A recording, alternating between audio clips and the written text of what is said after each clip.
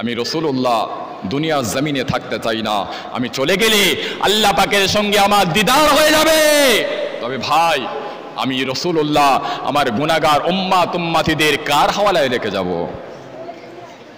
আল্লাহ রসুল সর্বপ্রথম গুনাহগার উম্মাত উম্মতিদের কথা চিন্তা করে আল্লাহ পাকের দরবারে কেঁদেছিলেন। জোরে বলুন সুবহানাল্লাহ।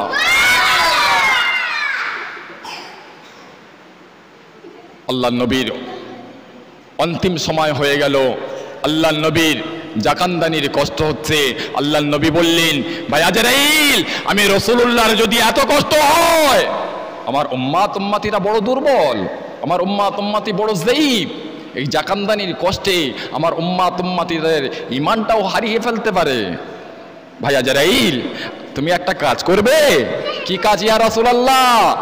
আল্লাহ নবী বললেন, ভাই আজরাইল, আমার যত উম্মাত উম্মতির সকলের জাকানদানির কষ্ট, সাকরাতুল মউতের কষ্ট, সিজ্জাতুল মউতের কষ্ট আমি রাসূলুল্লাহ আমার সিনার উপর থেকে উঠিয়ে নাও, আমার গুনাহগার উম্মাত উম্মতিদের আর কষ্ট দেবেন না। জোরে বলুন না সুবহানাল্লাহ। কি রহমতের নবী, সেই নবীর মাহফিল করছে। কিছু লোক জলসা দেয়, আবার কিছু লোক বাঁধা দেয়। অনেক জায়গায় এরকম হয়, বিভিন্ন জায়গায় যাই তো ভাই, কমিটির ছেলেরা বলে, হুজুর আমরা জলসা দিচ্ছি, একদল লোক এসে বাধা দিচ্ছে। এরকম হয় না? হয় না? যারা এই সমস্ত কাজ কারবার করে, মনে রাখবেন, ওরা হলো আবু জাহালের দলের মানুষ। জলসায় বাধা দেয়, ভালো কাজে বাধা দেয়, তারা হলো আবু জাহালের দলের মানুষ। তার চরিত্রটা আবু জাহালের চরিত্রর মতো। কারণ আমার নবীকে আবু তালেব ভালোবাসতেন, মহাব্বাত করতেন, পিয়ার করতেন, আমার নবীকে অত্যন্ত মহাব্বাত করতেন। আবু তালেবের অন্তিম সময় এসে গেল, আবু তালেবের জাকানদানির কষ্ট হচ্ছে। আল্লাহ নবীকে অত্যন্ত ভালোবাসতেন, পিয়ার করতেন, মহাব্বাত করতেন। আল্লাহ নবীর আর সহ্য হলো না। আল্লাহ নবী চট জলদি গতিতে চাচা জানের বাড়িতে চলে গেলেন। গিয়ে দেখলেন চাচা জানের জাকানদানির কষ্ট হচ্ছে। চাচা জানের মাথার কাছে মিস্টার আবু জাহাল বসে আছে। চাচা জানের জাকানদানির কষ্ট হচ্ছে।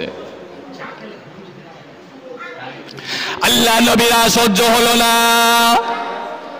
আল্লাহ নবী বললেন, ও চাচা জান, ও চাচা জান, আপনি যদি একবার কলেমা শরীফটা পড়ে নেন, আমি মোহাম্মদকে নবী বলে স্বীকার করে নেন, কাল কিয়ামতের ময়দানে, মাশারের ময়দানে, যেদিন স্বামী তার বিবিকে চিনতে পারবে না, বিবি তার স্বামীকে চিনতে পারবে না, বাপ তার বেটাকে চিনতে পারবে না, বেটা তার বাপকে চিনতে পারবে না, ওই কঠিন দিনে, কঠিন সময়ে আমি আপনার জন্য আল্লাহ পাকের দরবারে সুপারিশি শাফাআত করে আল্লাহ পাকের রহমতের দয়ার জান্নাতে নিয়ে যাব। কাল কিয়ামতের ময়দান বড় কঠিন ময়দান। কাল কিয়ামতের ময়দানে, মাশারের ময়দানে আমাদের মাথার কোটি কোটি মাইল দূরে আল্লাহ পাকের সূর্যটা আছে। এই সূর্যটাকে আল্লাহ পাক আমাদের মাথার আধা হাত নিচে নামিয়ে আনবে। এই সূর্যের একটা মুখ দেখতে পাচ্ছে, এই সূর্যের 12টা মুখ খুলে দেওয়া হবে। ওই 12টা মুখ দিয়ে কিরণ ছাড়বে, জমিনটা পুড়ে লাল তামাক হয়ে যাবে। তামাম হাসরবাসীরা পিপাসার কারণে পানি পানি পানি পানি পানি পানি করবে। কিয়ামতের ময়দানে কোনো পুকুরের পানি থাকবে না, কোনো ঝর্ণার পানি থাকবে না, কোনো খাল বিলের পানি থাকবে না, কোনো দরিয়ার পানি থাকবে না। কাল কিয়ামতের ময়দানে একটা মাত্র পানি থাকবে, যে পানির কথা আল্লাহ পাক কোরআন শরীফের ভিতরে বললেন, ইন্না আতাইনা কাল কাউসার, ও আমার হাবিব গো, আমি আল্লাহ পাক তোমাকে হাওয়াজে কাউসার দিয়েছি। কাল কিয়ামতের ময়দানে, মাশারের ময়দানে আপনার যে সমস্ত উম্মাত উম্মতিরা পিপাসার কারণে পানি পানি পানি পানি করে চিৎকার করবে, ও আমার হাবিব আপনি আপনার ওই সমস্ত পিপাসিত উম্মাত উম্মতিদেরকে ধরে ধরে আল্লাহ পাকের হাওয়াজে কাউসারের পানি পান করাবেন। জোরে বলুন সুবহানাল্লাহ, আর একটু জোরে বলুন সুবহানাল্লাহ।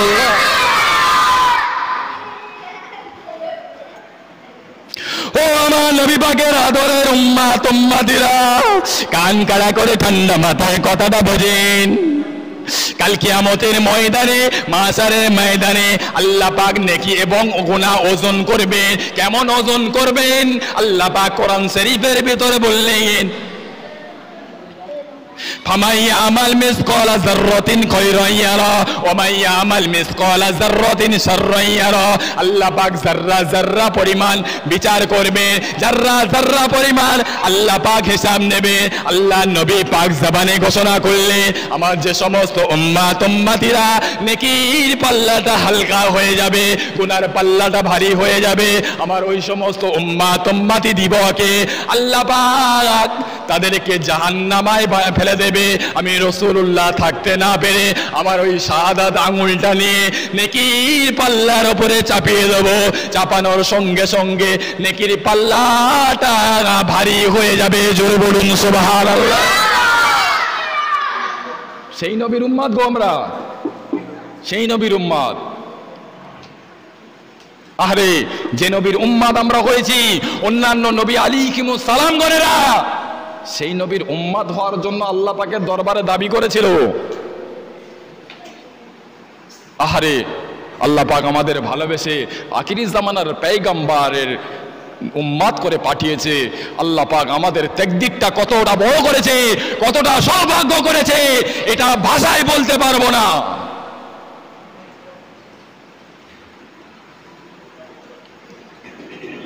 কাল কিয়ামতের ময়দানে, মাশারের ময়দানে আল্লাহ পাকের কিছু গুনাহগার উম্মাহ বান্দা বান্দিকে আল্লাহ পাক জাহান্নামে ফেলে দেবে। আল্লাহ নবী পাক জবানে ঘোষণা করলেন, ও আমার সাহাবীরা, আমার গুনাহগার উম্মাত উম্মাতিরা, দুনিয়া জমিনে কোনো কষ্ট পেলে কতই না ছটফট করত, ডাক্তারখানায় যেত, নার্সিং হোমে যেত, হসপিটালে যেত, মা গো বাবা গো বলতো, কতই না কান্না করত। ও আমার সাহাবীরা, আমার উম্মাত উম্মাতিরা জাহান্নামের আগুন সহ্য করতে পারবে না। যে জাহান্নামকে আল্লাহ পাক 3000 বছর ধরে জ্বালিয়েছে, 1000 বছর জ্বালিয়ে জ্বালিয়ে জাহান্নামের আগুনের রংটা করেছে লাল, আর 1000 বছর জ্বালিয়ে জ্বালিয়ে জাহান্নামের আগুনের রংটা করেছে সাদা, আর 1000 বছর জ্বালিয়ে জ্বালিয়ে জাহান্নামের আগুনের রংটা করেছে কালো। এত কালো, এত কালো, জাহান্নামীরা একে অপর আঙুলের মতন এইরকম পাশাপাশি থাকবে, কেউ কাউকে চিনতে পারবে না। জাহান্নামের এত আগুন কালো, এত ডিপ, আঙুলের মতন জাহান্নামীরা থাকবে পাশাপাশি, কেউ কাউকে দেখতে পাবে না। আল্লাহর রাসূল পাক জবানে ঘোষণা করলেন, ওই জাহান্নামের যাররা পরিমাণ আগুন, যাররাতুন শব্দের অর্থ তাফসীরের ভিতরে এসেছে, জমিনে যে সমস্ত ছোট ছোট পিপিলিকা পিঁপড়ে চলে, ওই পিঁপড়ের মাথাকে বলা হয় যাররা।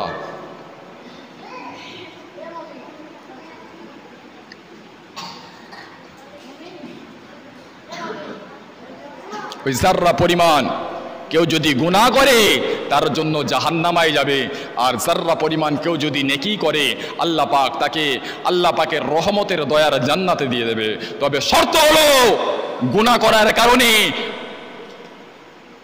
জাহান্নাম থেকে ঘুরে জান্নাতে যাবে।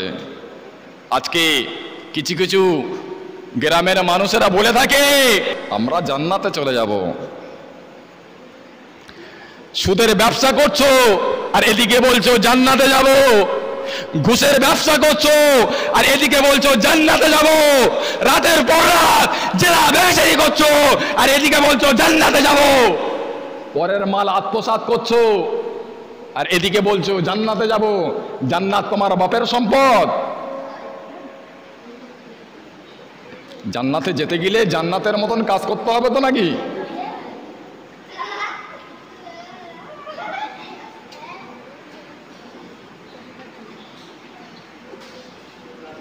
সামান্য পরিমাণ অন্যায় করলে তার জন্য জাহান্নাম থেকে ঘুরে আসতে হবে। খুব সাবধান, খুব হুঁশিয়ার। কাল কিয়ামতের ময়দানে, মাশারের ময়দানে আল্লাহ পাকের জাহান্নাম জিহ্বাটা লম্বা করে কঠিন হুঙ্কার ছাড়বে, আমাদের গ্রামে গঞ্জে যখন বৃষ্টি পানি হয়, আকাশ যখন ডাকে, কতই সাহসী মানুষ হোক না কেন সে কত না ঘেবড়ে যায়, কত না ভয় করে, কত না ঘেবড়ে যায়, কতটা ভয় করে। আল্লাহ পাকের কঠিন আযাবে জাহান্নাম যখন গর্জন করবে, মানুষ এত পেরেশান হয়ে যাবে, এত মানুষ চিন্তিত হয়ে যাবে, এত মানুষ পেরেশান হয়ে যাবে, জাহান্নাম থেকে বাঁচার জন্য আল্লাহ পাকের দরবারে দোয়া করতে থাকবে। দুনিয়ায় দোয়া করুনি, আখিরাতের ময়দানে দোয়া করবে। ও দোয়া তোমার কাজে লাগবে। আমরা দুনিয়ায় কাঁদতে পারলাম না, কখন কাঁদি? মা মরে গেলে, বাপ মরে গেলে, দাদা মরে গেলে, দাদি মরে গেলে, আত্মীয় স্বজন মারা গেলে আমাদের চোখ থেকে পানি বেরোয়। আর একবার বেরোয় কখন জানেন চাচা? বিয়ে করার সময়। এছাড়া আমাদের চোখ থেকে পানি বেরোয় না। যদি আল্লাহর ভয়ে, আযাবের ভয়ে, গজবের ভয়ে, জাহান্নামের ভয়ে চোখ থেকে যদি সামান্য পরিমাণ পানি আসে, ওই পানির মূল্যটা কত কঠিন, ওই পানির মূল্যটা আল্লাহ পাক কত দাম দিয়েছে ভাষাই বলতে পারবো না। জাহান্নাম চিৎকার করে আসতে থাকবে, আল্লাহর কিছু সংখ্যক বান্দা বান্দিকে জাহান্নাম গ্রেফতার করে ফেলবে। আবার কিছু জাহান্নাম আল্লাহর বান্দা বান্দিকে গ্রেফতার করতে আসবে। আল্লাহ পাকের বান্দা বান্দিরা কলেমা শরীফ পড়তে থাকবে, লা ইলাহা ইল্লাল্লাহ মুহাম্মাদুর রাসূলুল্লাহ। জাহান্নাম ভয়তে দূরে সরে যাবে। আল্লাহ পাকের জাহান্নাম আবারও গর্জন দিয়ে আল্লাহ পাকের বান্দা বান্দিকে গ্রেফতার করতে আসবে, তাদেরকে গ্রেফতার করে নিয়ে যাবে, জাহান্নামায় তারা চলে যাবে। জাহান্নামের ভিতর থেকে কান্নার আওয়াজ ভেসে ভেসে আসবে। আল্লাহ পাক সব সহ্য করতে পারে, আমার নবী পাকের কান্না সহ্য করতে পারে না। আল্লাহ পাক সব সহ্য করতে পারে, আমার নবী পাকের রোনাজারি সহ্য করতে পারে না। আল্লাহ নবী অঝর নয়নে কাঁদবে। আল্লাহ পাক বলবেন, আয় আমার হাবিব ইরফা রাসাকা, হাবিব আপনার কি হয়েছে আপনি বলেন। আল্লাহ নবী বলবেন, আল্লাহ আমার যে সমস্ত উম্মত উম্মতিরা আপনার জাহান্নামায় চলে গেছে তাদেরকে আপনি জাহান্নাম থেকে মুক্ত করে দেন। আল্লাহ নবীর কান্না আল্লাহ পাক সহ্য করতে না পেরে আমার হাবিবের সুপারিশে শাফাআত করে আল্লাহ পাকের আযাবে জাহান্নামটাকে তাদের জন্য মাফ করে দেবেন। জোরে বলুন সুবহানাল্লাহ। হাদিস শরীফের ভিতরে এসেছে, মান যাররাতুন কালবিহি কুল লা ইলাহা ইল্লাল্লাহ, যার অন্তরে সামান্য পরিমাণ ঈমান থাকবে, ফাদাখালাল জান্নাহ, তাদেরকে আল্লাহ পাকের রহমতের দয়ার জান্নাতুল ফেরদাউস জান্নাতবাসী করে দেবেন। জোরে বলুন সুবহানাল্লাহ। জাহান্নাম গ্রেফতার করতে আসবে। আল্লাহর ভয়ে, গজবের ভয়ে, জাহান্নামার ভয়ে যারা আল্লাহ পাকের দরবারে কেঁদেছিল, চোখ থেকে পানি বেরিয়েছিল, তাদের কতটা দাম দেখুন, কতটা সম্মান দেখুন, কতটা মর্যাদা দেখুন। জাহান্নাম তার জিহ্বাটা লম্বা করে আল্লাহ পাকের বান্দা বান্দিকে গ্রেফতার করতে আসবে। আল্লাহ পাক বলবেন, ও আমার ফেরেশতারা চলে যাও, চলে যাও, আমার আরশে মুআল্লার ভিতরে একটা নূরের পাত্রে, মতির পাত্রে কিছু পানি রাখা আছে, ওই পানিটা নিয়ে জাহান্নামে একবার ছড়িয়ে দাও। আল্লাহ পাকের ফেরেশতারা ওই পানিটা নিয়ে আল্লাহ পাকের জাহান্নামায় ছড়িয়ে দেবে। ছড়ানোর সঙ্গে সঙ্গে আল্লাহ পাকের আযাবে জাহান্নামটা দপ করে ঠান্ডা হয়ে যাবে। জোরে বলুন সুবহানাল্লাহ।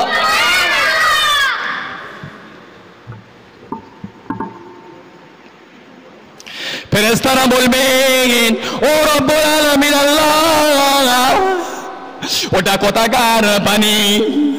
অতটুকু পানি আপনার জাহান্নাম কি করে ঠান্ডা হয়ে গেল? ওটা কোথাকার পানি? কোন পুকুরের পানি, কোন ঝর্ণার পানি, কোন সমুদ্রের পানি? আল্লাহ পাক বলবে, ও আমার ফেরেশতারা, ওটা কোনো পুকুরের পানি নয়, ওটা কোনো ঝর্ণার পানি নয়, ওটা হলো আমার গুনাহগার উম্মতিদের চোখের পানি। জোরে বলুন সুবহানাল্লাহ, আরো জোরে বলুন সুবহানাল্লাহ। আমার যে সমস্ত উম্মাত উম্মাতিরা আমি আল্লাহ আমাকে না দেখে আমাকে ভয় করে আযাবের কথা মনে করে কবরের কথা মনে করে আমার দরবারে রোনাজারি করেছে, তাদের চোখ থেকে যে পানি পড়েছে ওই পানিগুলো আমি আল্লাহ ফেলে দিই না, আমি আল্লাহ পাক জোগাড় করে আমি আমার ঘরে মজুদ রেখেছি। জোরে বলুন সুবহানাল্লাহ, আরো জোরে বলুন সুবহানাল্লাহ। একবার দরুদ শরীফ আল্লাহুম্মা